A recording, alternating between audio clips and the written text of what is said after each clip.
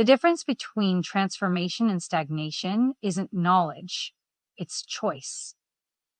Every day, thousands of people seek healing while unconsciously sabotaging their own growth. Why? Because there's a hidden power in our wounds that we're reluctant to surrender. Imagine standing in a multi-story building where each floor represents a level of consciousness. Most of us remain stuck on the ground floor, using our pain as currency to manipulate others and avoid the intimidating journey upward. I discovered this pattern not just in my clients, but in myself during my years of studying why people don't heal, despite their claimed desires to do so. Let me share something that shocked me deeply when I first began teaching about healing. I naively assumed everyone wanted to heal, that everyone would do anything to become whole. Why wouldn't they? The reality I discovered was quite the opposite. It wasn't until I realized that I wasn't dealing with health, I was dealing with power, that everything began to make sense. Step into power. Today, I'm introducing the Power Framework for Conscious Ascension, a pathway that will transform how you understand your resistance to growth and provide practical steps to break through to higher levels of consciousness. P, Power of Conscious Choice. O, Overcoming the Wound Identity. W, Witnessing your saboteur. E, Establishing self-faith. R, Receiving inner guidance.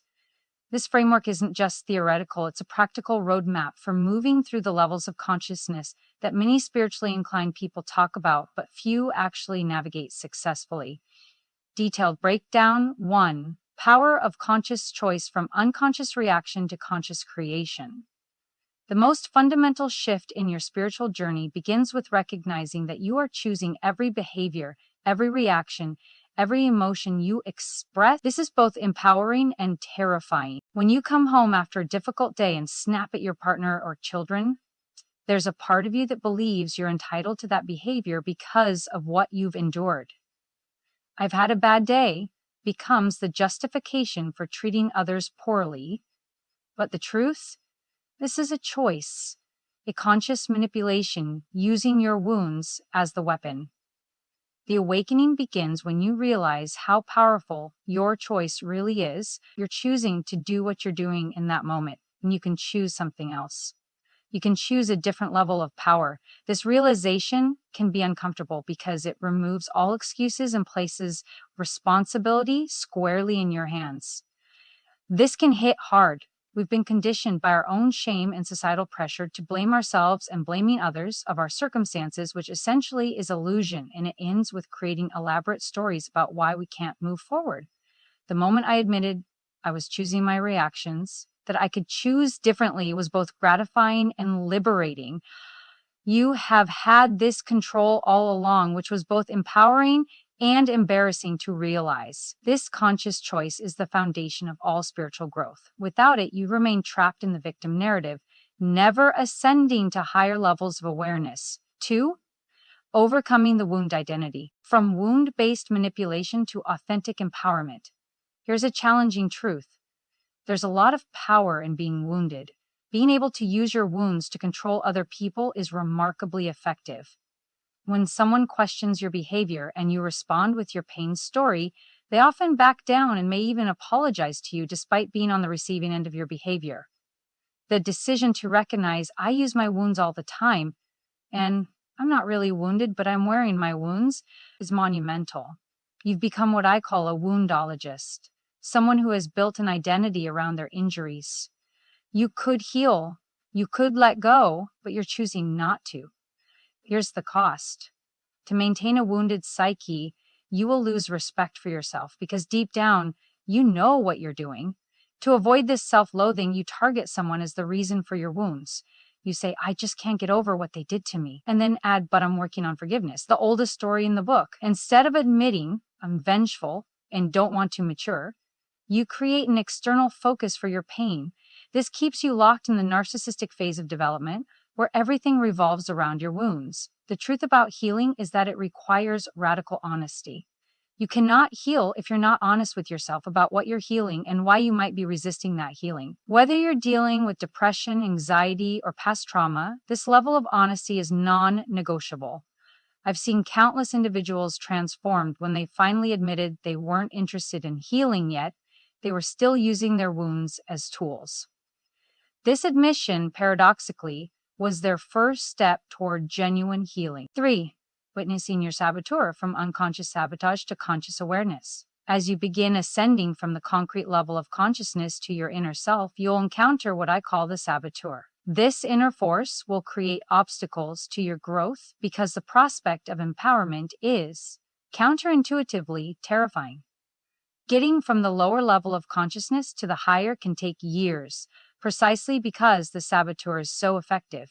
You'll have experiences of getting an appetite for higher consciousness, feeling drawn to your higher self, and then suddenly acting out in ways that bring you back down to the concrete level. Why? Because you're terrified that if you start to see your life more symbolically, more impersonally, more archetypally, your wounds won't matter anymore. You fear that you won't matter. The you from the lower level feels threatened by the expanded perspective of the higher level. This is why people think forgiveness means telling someone, my hurt doesn't matter. But the real question is, how do you want your hurt to matter? In the book of long stories, in the book of wounds? Where exactly do you want it to go? These experiences feel like what makes you unique or special, and so you cling to them rather than ascending to your deeper power. I remember deciding to meditate daily as part of my own journey. My saboteur would show up like clockwork with reasonable excuses. Too tired, too busy, I'll do double tomorrow. Recognizing this pattern as sabotage rather than legitimate reasoning was a breakthrough. I began saying aloud, I see you, saboteur, whenever these thoughts arose. Your inner self becomes a battleground because you've activated a higher part of your consciousness that craves growth while simultaneously sabotaging that growth. Recognizing and naming this pattern is crucial to moving beyond it. 4. Establishing self-safe from external validation to internal trust. It has been my experience that most people can tell me with absolute clarity what they do not have faith in, but they cannot tell me what they do have faith in. This is a profound spiritual crisis of our time, perhaps the first time in human history when so many collectively doubt the existence of something greater than themselves. But faith doesn't begin with the cosmos, it begins with you having faith in yourself. You need to know that if you say something to yourself, you'll keep your word. This is where the journey to higher consciousness becomes practical. Start small. If your intuition tells you to walk more for your health, make an agreement with yourself. I will walk 15 minutes a day. I can guarantee that your saboteur will appear, telling you to skip today and do it tomorrow. This is your opportunity to recognize the saboteur and push through. When you keep these small promises to yourself day after day, something remarkable happens. You develop genuine self-respect and self-esteem. For many, it's the first time they've experienced what it feels like to give their word and keep it. This is the foundation of authentic faith. Narcissism, interestingly, stems from lack of self-respect. When you don't respect yourself, you demand respect through extreme behaviors from others. But once you develop true self-respect, you care less about external validation because you're beginning to have internal power you've never experienced before.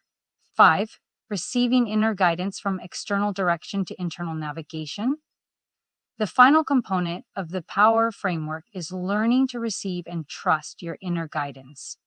We are designed with an intuitive system that operates 24/7, but most of us have been taught to ignore it in favor of external authorities. The way our inner system works is that the more you retreat to your interior, the less you depend on the outside, and the more you depend on your inside, the clearer the guidance becomes. The external world is full of distractions. When you ask people on the outside for counsel, you do it because you're frightened or confused. It's always when you don't have faith in yourself or in what's happening. As you build faith in yourself through keeping small promises, you'll begin to notice intuitive hits in various situations. These moments become your first test flights in trusting your inner guidance. Because you've developed self-trust in smaller matters, you'll have the confidence to follow your intuition in larger ones.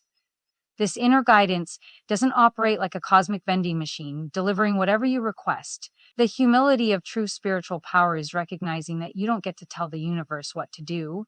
You're a grain of sand on the ocean shore. You don't instruct the ocean.